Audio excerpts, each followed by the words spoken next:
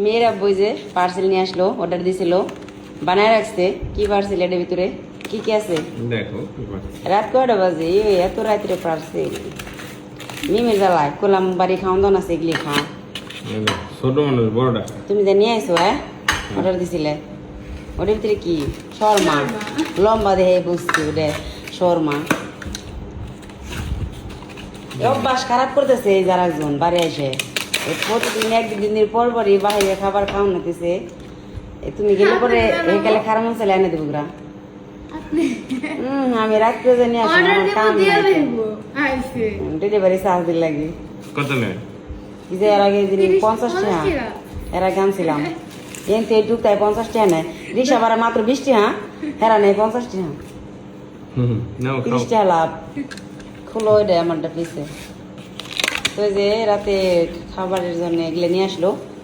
মেয়ে শর্মা খাইবো, তো আমাদের জন্য আনছে বার্গার, চিকেন বার্গার, আর মেয়ের জন্য শর্মা।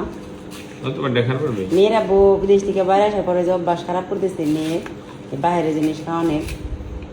এরপরে হয়েছে কি আইনে দেওয়ার মানুষ থাকবো না, খাইতে মন চাইলো। কারণ কি রাত্রে যায় তো আর মহিলা মানুষ হয়ে আনা ঠিক হইব না, বা যাওয়া যায় না। বেরো না কেন আমার ডাই দেও না, আমার সস খাইতে ভালো লাগে। আবার আম নিয়ে আসছে, দেখেন কত সুন্দর আম, বাড়ি ভোর সেই একেবারে বড় বড় আমর বলে শেষ। এখন আবার বাড়ি ফোর আম উঠছে, বাড়ি ফোর আম স্যার আমি লাগাই দিছি, ইনশাল্লাহ 2-1 বছরের মধ্যে দৌড়বে আল্লাহ যদি বাঁচিয়ে রাখে। বাঁচে যদি বাইরে গেছে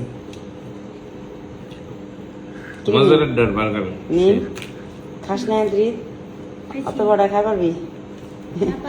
বড় আছে শর্মা, শর্মা কয় টাকা জানি? 160 টাকা। আর এটি 150 টাকা, মাত্র 10 টাকা ডিফারেন্স। কিন্তু ওটির আমার অত বেশি ভালো লাগে না।